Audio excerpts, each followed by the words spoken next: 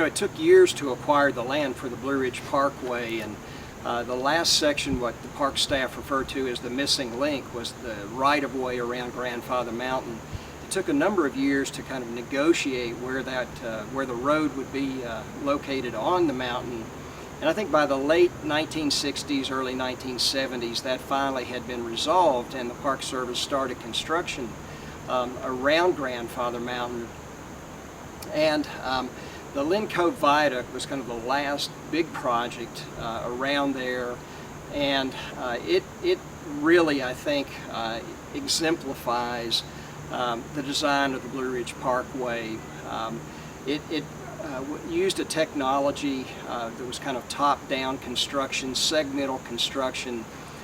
Each section of the bridge was prefabricated off-site, brought on-site, and literally was with a crane was lifted over, dropped down, and literally was glued to the bridge, and it just kept going out like that until the bridge was finished, and it had big cables through it that were tightened to hold it together. But it didn't do a lot of environmental damage below the bridge as it was being constructed, like most bridge construction.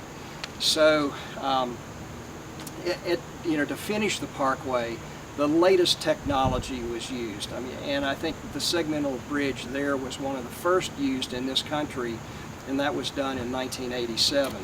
Well, and I think that, you know, circling back to talking about the length of time that the parkway was constructed, it's most visible in looking at our bridges. If you look at some of our stone arch, earth-filled bridges, and how that technology progressed to steel beam construction, to cantilever construction, to top-down construction, it's not as visible to the visitor because those treatments are still rock-faced or have a kind of design character that is exemplified by the area that they cross, but that it's more apparent to those who go underneath those structures and look at how they're put together. So some of those engineering techniques, some of those engineering materials are still a struggle today. We've got new safety regulations, we have crash worthiness, we have reflective signs, we have a lot of design elements to incorporate in the road, but to continue that kind of historic